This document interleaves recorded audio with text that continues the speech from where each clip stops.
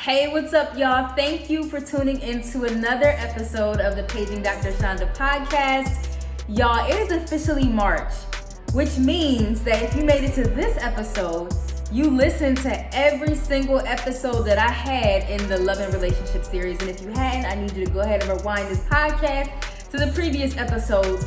But y'all were rocking with me the entire month of February, and I cannot thank you enough. Thank you from the bottom of my heart.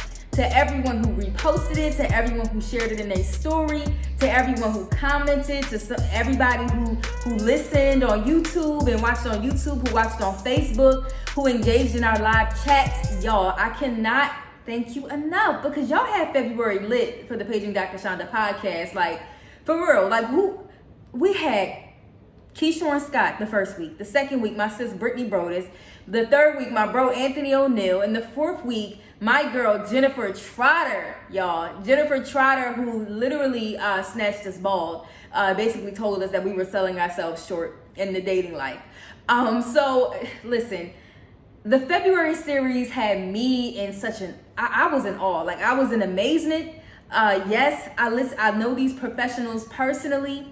And also the knowledge that they were sharing, y'all were getting so much free information. I really hope that y'all took advantage of that and wrote the information down, put it in your notebook, because it was gem after gem after gem. And like I said, y'all showed up and showed out every single week, y'all. It was literally bananas. So I'm still in the Valentine's Love and Relationship series mood. As you can see, I have my shirt on by the Plastics New York City, the Lovers Only edition. I have my red lip on. So I'm still in the mood because I'm just still on a high from how well February went for the Paging Dr. Chanda podcast and all of the amazing reviews I'm getting from you guys. So I want you to, if that podcast blessed you, if you felt like you learned something, first things first, you can now give to the Cash App. You can give to the Paging Dr. Chanda fund, which helps to put in costs for their production and sound and editing and all that stuff through Cash App. So $ Paging Dr. Chanda pod. And so you can give that way. And also, I want you to write a review. I want you to rate and write a review for wherever you're listening from. So if it's in the Apple Podcast Store, Spotify, iHeartRadio, YouTube, wherever, if you can rate it and write your review, that would be amazing, and I would really, really appreciate it, y'all. Like I said, I enjoyed every single moment of the February series. It was lit. Those of y'all who were in the text community, y'all was blowing my line up, talking about how much y'all appreciated it and how much you love the information. If you're not in the community, I need you to text podcast to 21000. That's podcast to 21000. And without further ado, go ahead and screenshot this, whether you're watching on YouTube or listening to the audio version. Screenshot it and post it into your story. Tag me at Paging Dr. Chanda so we can spread the word, so we can continue to get this nice, all this good information, all of the gems that have been dropped during the February series and that will be dropped during March, April, May, all those series that we have coming up. So people's lives can be blessed and their edges can be snatched, period. So yes, I need y'all to continue to share. But I missed y'all. I love having guests. I love being able to interview people. And also I feel like it's a different vibe to be able to communicate and to talk to y'all directly, because I really feel like I love that one-on-one connection. I love interviewing, and also I love that one-on-one connection that I have with my listeners, because y'all literally give me life every single week. So y'all know how we start the podcast. We are going to go straight in. We're going to dive into the Hot Off the Press segment. That's right, the Hot Off the Press segment. Y'all know this is where we talk about mental health in the news. Mental health is literally happening all day, every day. It's everywhere around us, especially in pop culture. So we're going to talk about a situation that is near and dear to my heart, simply because I really love this artist and everything that she stands for. So we are talking about Meg the Stallion, y'all, the Savage herself, Meg the Stallion. I really enjoy Meg because she is the hyphenated person, right? I identify as a hyphenated person, psychologist slash this slash that. Like I love the hyphens. But she's been a student. She graduated. She's a Grammy Award winning artist. Like, you know, she's multifaceted, and I enjoy that about her. But my girl is in the media this week and some of last week because of some things that she's been experiencing since the whole incident with that situation where she unfortunately ended up being shot in the foot. So the article that I pulled from today is from Yahoo, and the article says Megan Thee Stallion feels like she is under attack. The Grammy Award winning rapper already feels gaslighted and unsupported by media outlets, and she recently gave us a look at the messages why she receives online. She's feeling unsupported by the media, and she feels like she is constantly threatened. She's constantly being verbally abused in her DMs, where people, I saw a quote where someone said Meg Thee Stallion should shoot and kill herself, or should be shot and killed. And so, you know, the reason why I wanted to address this here in the podcast is because I strongly believe that we have to do a better job at allowing Black women to talk about their lived experiences without attacking them, without, questioning the validity of their story, right? And so far too often, Black women talk about, Black people especially, but we're talking about Meg here, who is a Black woman, but Black women, we talk about our lived experiences. We talk about whether it's abuse or, you know, being in a relationship, being with individuals who really impacted us on a cognitive, emotional, physical level, and yet we're questioned about it. And because this situation unfolded in such a public area, it's like she's being scrutinized not only by other people, right? So regular people in the social media worlds, but also blogs are coming at her. Other artists are coming at her. Other public figures are coming at her. And my question is, who is advocating for Meg? Who is standing up for Meg? Who is saying, Meg, I support you, I stand with you? And I think that we're lacking that, especially as it relates to Black women, because I don't think that this situation would play out had she been a white woman, right? So if she were white, if she were of any other descent other than a Black woman, I do think that she would have gotten more support. I do think that people would have taken her allegations or whatever the situation is that she alleged happened. I think people would take it more seriously, right? People would take it more at face value as opposed to imposing their own beliefs. And, you know, it's no way that happened. How could she turn around and listen, I don't know what happened. I wasn't there. But if a Black woman is saying that she's experienced X, Y, and Z, who am I to try to negate that? Who am I to say that didn't happen or the facts ain't lining up? First of all, that's what the court system is for, to try to figure that out. That's not my role. Right. So at the end of the day, I feel as though we have to do a better job at giving Black women the space to be able to articulate their experiences without automatically stating, oh, she's lying. That didn't actually happen. Why? Because Black women, we're not allowed to be vulnerable in society. We're not allowed to say that, you know, X, Y, and Z happened to us. I was physically abused. Somebody shot at me or whatever, because they have this idea of Black women always having to be strong. Right, which is directly rooted in racism. My homegirl, Dr. Afia, who's a licensed clinical psychologist, we just did a webinar over the weekend about the phenomena of strength in the Black community, the phenomena of strength, especially as it relates to Black women. And because of this notion, the strong Black woman, this is not something that was created by us. This was something that was created by other people and imposed onto us, and we started to just internalize it. So for us to even think to have this persona like, oh, she couldn't have went through that. She's 6 feet tall, or however tall she is, and the other crazy rhetoric that people are saying, we are literally invalidating her lived experience, even if it's, you know, we'll let the court system work that out, but even if it's her emotional experience. Imagine being that person who's communicating a tragic event that may have happened to them, and then somebody says you're lying. Somebody says that couldn't have happened. Imagine emotionally how that will make you feel. That's called gaslighting. And so when we don't take these accounts seriously, then we wonder why. This is why Black women can't express their emotions. Why can't Black women be vulnerable? Why do Black women always have to be the superwoman? Why do we always got to wear the mask? That's why. right? This is real life in front of us. Why sometimes we feel as though we cannot be our vulnerable selves. We cannot allow our fragile selves to show, simply because when I do, I'm going to have the media or this person or the fans in the DM talking about Meg should shoot and kill herself.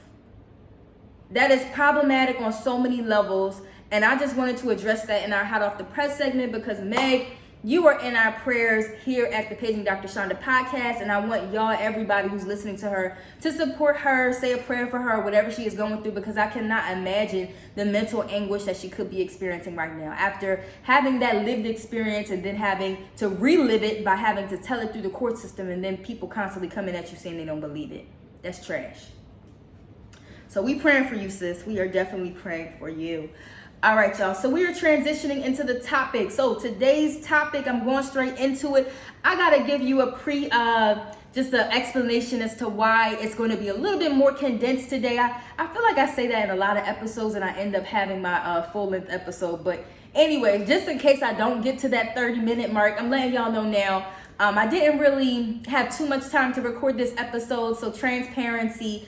Many of you guys know, I live in DC. My father is currently in the DMV, so he every year, I think the church's Temple of Praise Ministries in Beltsview or something, Maryland. So they bring my dad down every single year for his prayer boot camp, and so he's like 20 minutes away from me. So I've been enjoying time going to see my dad. He'll be here in the morning as well. So I'm just enjoying family time, and I want to be able to continue to do that. But I still wanted to give y'all a good quality episode like I do every single week. Hello. But that's the reason why we're going to be a little bit condensed today. All right, y'all. So today's episode, if you read the title on the podcast, we are talking about decluttering your life. It is the first week in March. The very first week in March. Yes, February was amazing. Had some amazing goals met in February. And also, we are entering into a whole new month. I want you to reflect just for a little bit about what this month means to you. What does it mean to enter into this brand new month? What do you want to get out of it? How do you want to see your life change or transition? In what ways do you want it to stay the same? And so I remember literally today, like a couple of hours ago, this episode was inspired by Chanda. So Chanda, if you're listening, this episode was inspired by you. Chanda is one of my former interns / mentees a couple years ago. She was on my mental health ambassador program for Minds of the Culture, which is now a nonprofit. She did such an amazing job. So she's now my employee. So she works for me now for my nonprofit social media page. If you're not following Minds of the Culture, I need you to do that right now. But we were having a brainstorm session about some of our content upcoming for the month of March. And so we were talking about, okay, it's a brand new month. March is when, spring starts there's spring flowers, and it's a brand new seasons begin to become in season. I don't know what you call it, but yeah, new seasons, new beginnings, all that good stuff. And so we were talking about like, okay, we want people to analyze how they can start to clean up their lives. And Chanda said, yeah, like spring cleaning of your life, like spring cleaning. We want people to clean up their lives, and this whole concept of spring cleaning, but as it relates to your life. And so I was like, yeah, Chanda, that's a great idea. And so I'm thinking like, how do people start to spring clean? How do people begin to start in this area of spring cleaning and begin to clean up their lives, right? And I was thinking, it starts in the mind. So today's podcast episode is about decluttering the mind. Think about how we clean for the springtime, right? We're in preparation for a new season. We have to start decluttering. Anytime we want to make any significant changes in our lives, though, where does it start? It starts in the mind. How can I go into a new season of my life, a new realm in my life, and wanting improvements or changes in particular areas with the same old mindset? It don't work like that, sis. It don't work like that, bro. It has to come to a point where I begin to analyze like, okay, what is in the mind? What is in my mind currently that I need to begin to declutter, that I need to begin to shift and to change in order to see the results in my life that I want to see. So Sade girl, thank you sis for this podcast topic. So we are talking about decluttering the mind, decluttering the mind. What does it mean to declutter? So according to Wikipedia or somewhere else, I got this definition. To declutter, it means to remove unnecessary items from an untidy or overcrowded place. That's deep. That's real deep. I'm gonna read that again. Y'all ready? Here we go. To declutter, so specifically we're talking about the mind, right? So think about this definition in terms of the mind. Meaning to remove unnecessary items from an untidy or overcrowded place. So I want you to think about, okay, if I want this upcoming season, whether it's March or however you think about like your seasons in your life, if I want to change my life, if I want to walking in purpose, I want significant change to occur, progress, I want to transition, I want to move forward, I have to start to declutter what is currently keeping me back in the mind. Hello. What comes to mind? Those things that's keeping your mind cluttered, keeping you stuck in these same cycles and patterns that you've experienced through your life, that have been keeping you bound to certain things in your life, bound to old ways of doing, bound to just feeling like you can't make change, you can't transition, you can't detach from that relationship. You can't move forward from where you currently are because of the things that could be in our minds. So I want you to ask yourself, what am I allowing to occupy space in my mind that serves no purpose? So imagine, I want you to take a second, if you're listening to the audio version or if you're watching the video version, I want you to take a couple seconds and just to sit there, close your eyes. If you're driving, I want you to keep your eyes on the road because I will not be the cause of any sort of accidents. But I want you to just think for a second about something you have to declutter. When was the last time you did a really deep cleaning in your household, right? The last time I had to do a really deep cleaning was in my closet. I had to go through my closet. I had to go through clothes. I had to go through shoes. I had to go through shoe boxes. What was the last thing you cleaned? Was it your cabinet? I remember having to clean out the cabinet under my kitchen or the cabinet in my bathroom. Trying to figure out, okay, how can I declutter these spaces? First of all, how did I let these areas get cluttered like this in the first place? Because that's another word. That's a whole word right there. How do we allow ourselves to get cluttered in the first place? If I had been mindful of what was going into these areas, it wouldn't have been as cluttered and I wouldn't have to take the time right now in order to declutter it. So the last time I remember decluttering and having to remove things and reorganize things and to throw this away and to throw that away, I had to look at that item. I had to look in my closet and I had to make a conscious decision and think, okay, what are these items and what is in this closet that is occupying space that no longer serves a purpose? What is in this closet that is occupying space that no longer serves a purpose? It is no longer doing me any good. I have no more use for it. There is absolutely nothing that I can make use of it. It's just there taking up space and causing me to be unorganized. What is taking up space in this area? So as I went through, while I was cleaning my closet, I'm literally holding up articles of clothing. I'm holding up shoe boxes. Does this have any value? Is this worth anything? Am I still using this? Or is this just causing more clutter? And if it's not contributing to the closet, if I don't wear it anymore, if it doesn't hold any shoes that I have anymore. I have to let that thing go. I have to let that thing go. The problem is many of us have a hard time deciphering, okay, what am I still using and what no longer serves me? We're talking about the mind here, right?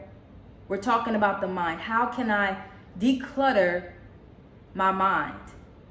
So some of you might be asking, okay, Dr. Chanda, I hear you and I understand the example, but what could be cluttering my mind right now? I'm so happy that you asked that. Number one of the things that I find often impacts the way we think is self-doubt. Is self-doubt cluttering my mind right now? How is self-doubt impacting the way I'm viewing myself, other people, and the world? Are you sure I deserve that promotion? Are you sure? No, I can't take that promotion because if you give it to me, I might fail. Are you sure you want to be in a relationship with me? Well, I don't even remember the last time I was in a relationship. That might fail. Self-doubt is keeping you in this season of operating and flowing in things that it's no longer useful for you. It's holding you back from experiencing progress. How many of you have tired of self-doubt cluttering your mind? When was the last time you identified that self-doubt and you no longer allowed that thing to occupy your mind? Because here's the problem. What happens with clutter is, going back to the example of the closet, we see that it's getting cluttered, like it's getting there. It's starting to pile up, but then we get so used to it that we don't do anything about it until the problem gets bigger and bigger and bigger, and then we find ourselves months later during spring cleaning trying to get everything out and taking, that's the issue with clutter. In the moment, we don't recognize that we're just succumbing to those types of thoughts. We're just allowing those types of thoughts to happen. We're not calling it out. We're not saying, that's not true. I know I can do that job, or that's an invalid thought. I don't need to take on that. I can cast down that imagination. I don't necessarily have to internalize that. The problem with clutter in the mind is that just like that clutter in your closet that you get used to, we tend to get used to that clutter in the mind, and we allow self-doubt to occupy there. That's a problem. That's a problem. And then many of you listening to this podcast or watching this podcast are wondering, why haven't I been able to move past this certain level in my life?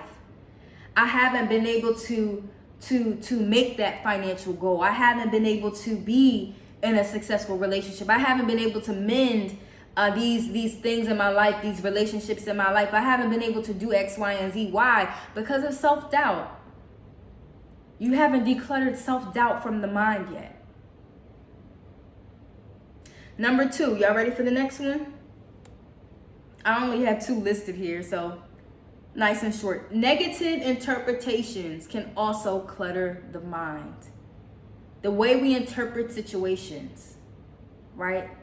And so, not to use too much psychological jargon, but a part of the work that I do, a large part of my training has been in cognitive behavioral therapy.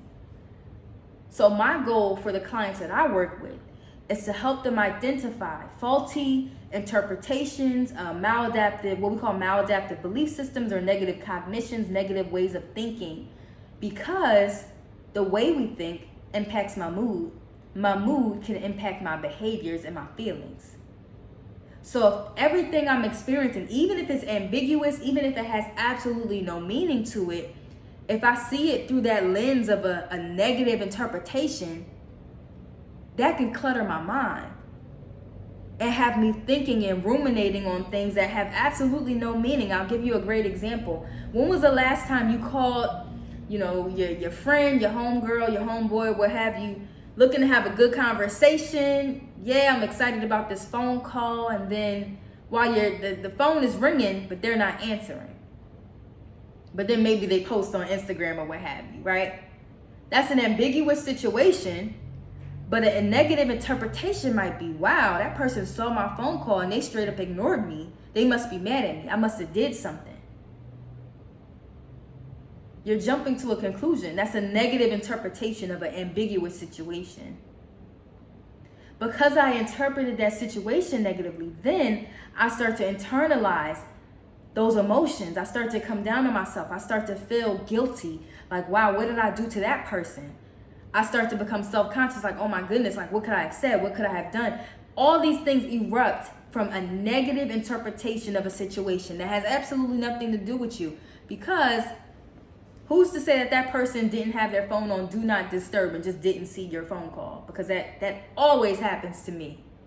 Who's to say that that person wasn't on the phone with their mom or their parent or what have you, or handling an emergency, but you decided to interpret it negatively and allow that thing to clutter your mind and impact how you think and impact how you feel about that person?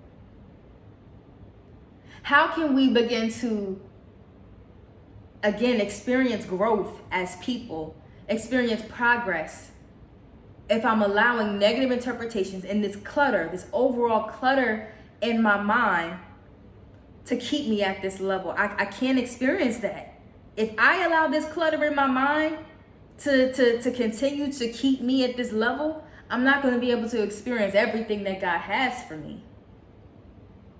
Somebody say declutter the mind. Put that in the comment section. If you're writing a review, put that in the review. Declutter the mind.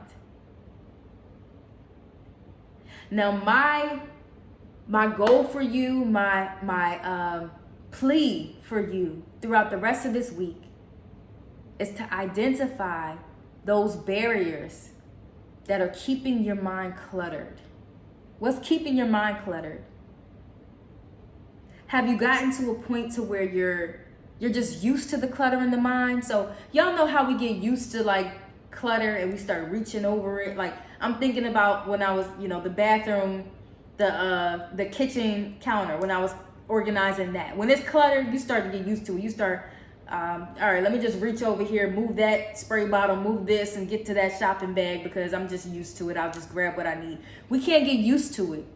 Just because we're habituating to it, just because we're normalizing it, doesn't mean that it's healthy or adaptive. Just because I'm used to it does not mean that it is healthy or adaptive.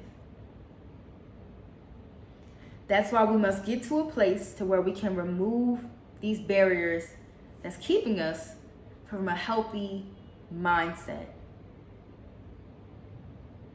I want you, like I said, throughout the week, I want you to think about this. What is keeping my mind cluttered? How can I declutter my mind? Whether it's self-doubt, whether it's negative interpretations, and whether it's rejection. Rejection can clutter the mind too, y'all. Don't get it twisted. Rejection can clutter your mind. The rejection piece it's multifaceted. So that's going to be a whole nother episode. That's going to be a whole episode dealing with rejection, because that can clutter the mind. So I hope y'all got something from this. I really do. Like I said, I always feel in my spirit when it really touches somebody. So I do believe, I feel like I have that confirmation that this is really something that hit home for you. If it did, I want you to write me. Send me an email at, what's my email? podcast@drchanda.org. Let me know what y'all think and how this impacted you. So we're going to transition, like I said, nice quick episode, into the Ask Dr. Chanda segment. The Ask Dr. Chanda segment, this is where you send in your questions. You can text me right now in this very moment. All you got to do is text podcast to 21000, podcast to 21000. Yes, 3 zeros. And all you have to do is text that number, and you can, anytime you text me, it'll go directly to me. I always say it's not a assistant. It's not, nobody else is using those numbers. It's all me. I am the one responding to you, so you can send me whatever message you like. Send me a question. So I asked in my stories to you guys shoot me mental health questions that you want me to answer on the podcast. I got a really, really good question, right? So the question was, how do you know when you are knocking on the door of burnout? How do you know when you are approaching burnout, when you're starting to feel burnt out, y'all? So we know that when we're feeling burnt out, it's a series of things that we need to look out for, right? So feeling exhausted, feeling like I don't have motivation, feeling like it's hard for me to generate ideas, feeling like just really apathetic about what I'm doing. All these things are directly related to burnout, but I would say the number one thing that's associated with burnout is poor boundary setting between work or whatever it is that you're doing in personal time. That is a telltale sign that you are either there, you're burnt out, or you're going down that path. One thing that I always work on with my clients who come to me and say, Dr. Reynolds, I think I'm burning out, or I think I'm burnt out, or what have you. Okay, what does your work-life balance look like? Because that's that telltale sign. That'll let you know if you are on that path to burnout. If I am on my laptop all day, every day, or I'm not giving myself breaks, or I'm not giving myself time, like a few days during the week where I'm not working, I know that I am either burnt out or I'm on the way to burnout.